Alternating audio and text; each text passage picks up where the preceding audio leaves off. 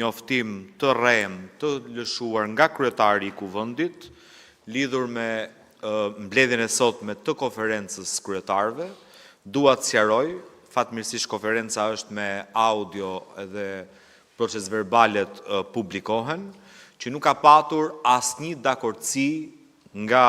grupi parlamentar i Partisë Demokratike mbi dy projekt vendimet e propozuara nga grupi parlamentar i PS-s, konkretisht për ngritjen e Komisionit të Reformës Zgjedhore dhe ngritjen e Komisionit të Reformës Administrative Territoriale. Në vijim qëndrimit që grupi parlamentar i PD-s ka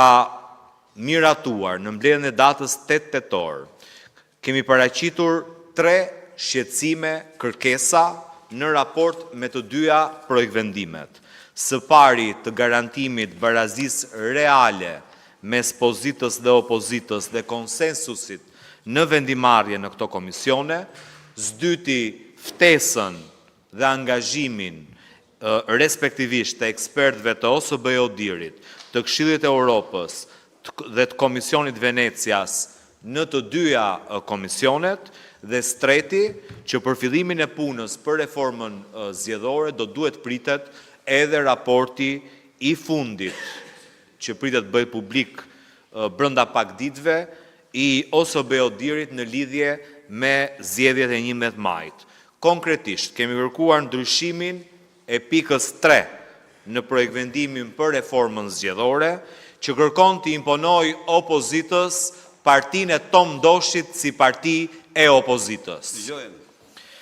Ndërsa grupi parlamentar i PS-s e ka të specifikuar që ka 8 antar në Komisionin e Reformës Zgjedhore, formulimi vijues është 8 përfaqësues, pra 8 përfaqësues të Partisë Socialiste dhe 8 përfaqësues nga partitë e tjera parlamentare.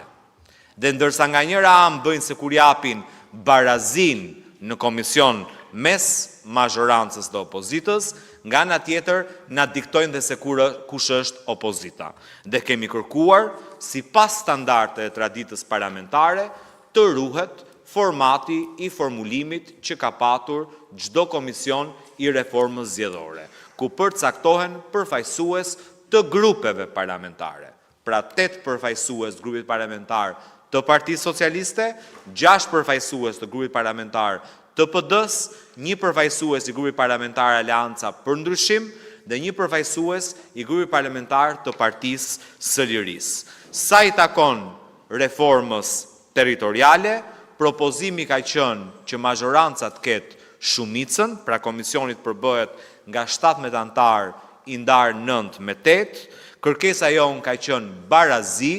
ruajtja e traditës parlamentare, që është konsoliduar me vendimin numër 1 të vitit 2014, kur është ngritur Komisioni i Reformës Territoriale në vitin 2014, dhe me vendimin numër 13 të vitit 2022, kur është ngritur përsëri Komision për Reformën Territoriale, që ka patur garantuar barazin mes mazhorancës dhe opozitës, pra 8 antar mazhoranca dhe 8 antar opozita, dhe njëkohësisht ka patur 2 bashkëkryetar me të drejtën e vetos, një nga Partia Demokratike dhe një nga Partia Socialiste. Përpasoj kemi kërkuar të ndryshohet pika 3, 10 dhe 11 e projekt vendimit. Dhe diskutimi është trajtuar në parim, nuk ka patur asnjë votim, sepse kryetari i grupit parlamentar të Partisë Socialiste kërkoi kohë deri nesër që të ketë mundësi të mbledh grupin e vet parlamentar mbi këto 3 kërkesa që paraqiti grupi jon në mbledhjet konferencës së kryetarëve. Prandaj dua të dënoj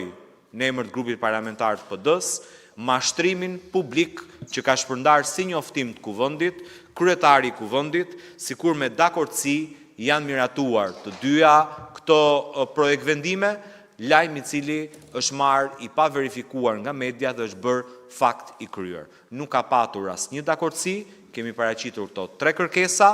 grupi parlamentar i PS-s ka marrë kohë për të menduar deri ditën e nesërme dhe për të bërë konsultimin përkatës në grupin e vet parlamentar. Shumë faleminderit gjithëve, vazhdojmë mbledhjen me dyer të mbyllura.